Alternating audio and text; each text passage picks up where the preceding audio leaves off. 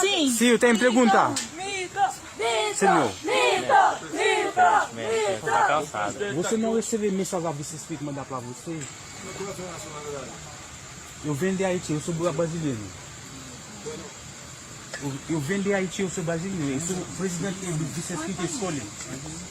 Você sabe muito bem. Você sabe muito bem que Vice-Espírito meu escolhe para dirigir o país. Você está entendendo bem, você está entendendo, estou falando brasileiro. Você não acabou, você está recebendo mensagem no meu celular. Todo mundo, todo brasileiro está recebendo mensagem no seu celular. Você está recebendo mensagem a Vice-Espírito mandar para você. Você não é presidente mais. Você não é presidente mais. Não precisa ver difícil. Eu Vice-Espírito descobri tudo que Bolsonaro, você não é presidente mais. Não precisa ver difícil. Combater de 57 que veio para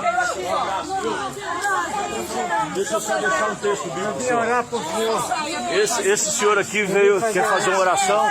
Eu quero só deixar o Salmo 91, verso 9 e 10. Diz assim: fizeste do Senhor o seu refúgio e a sua habitação, portanto, praga nenhuma chegará à tua terra. Em nome de Jesus. Essa é uma bênção de Deus sobre a sua vida. Em nome de Jesus. E esse senhor está aqui e diz que quer fazer uma oração para o senhor. Antes de você ser candidato, a primeira vez que foi internado, fui orar para o senhor, encher bilhete para o senhor 2 vezes. E sempre que eu já vim aqui, a segunda vez que eu estou vindo aqui, já fazer essa oração para o senhor. O senhor pode atender, eu espero que eu atender, pessoal. Eu posso fazer a oração para o senhor? Faz uma Posso fazer a oração? Ora rapidinho.